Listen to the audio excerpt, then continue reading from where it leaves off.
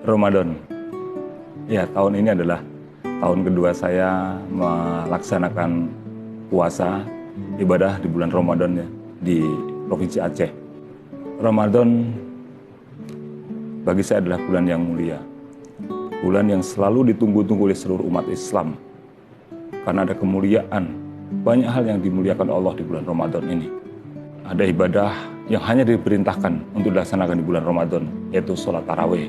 Apapun yang kita lakukan kebaikan di bulan Ramadan, mendapatkan pahala yang berlipat-lipat ganda. Tetapi yang paling penting adalah bagaimana kita bisa menikmati bulan Ramadan ini, bisa menikmati puasa ini dengan mendapatkan manfaatnya. Seperti perintah Allah, bahwa kita diwajibkan untuk berpuasa sebagai manusia-manusia sebelum kita, untuk menjadi orang-orang yang bertakwa. Al-Baqarah 183. Ibaratnya kita berpuasalah seperti puasanya seekor ulat.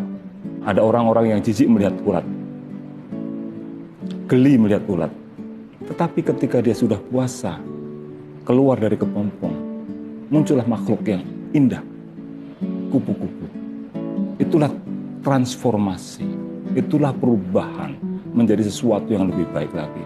Nah, bulan Ramadan ini kita mendapatkan satu kesempatan dari Allah untuk bermuhasabah, untuk memperbaiki diri kita.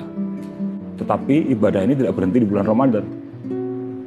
Ibaratnya bagi saya, Ramadan itu adalah sebuah latihan, gladi untuk menjalani kehidupan, membiasakan diri dalam kebaikan, membiasakan diri dalam peningkatan ibadah kita di bulan Ramadan. Selama 1 bulan ini harusnya terbawa dalam 11 bulan yang lain. Jangan berhenti di Ramadan saja. Ini adalah satu anugerah Allah yang jangan kita sia-siakan. Mari kita manfaatkan bersama untuk memperbaiki diri, untuk membenahi diri, terutama meningkatkan ketakwaan kita kepada Allah Subhanahu wa Ta'ala.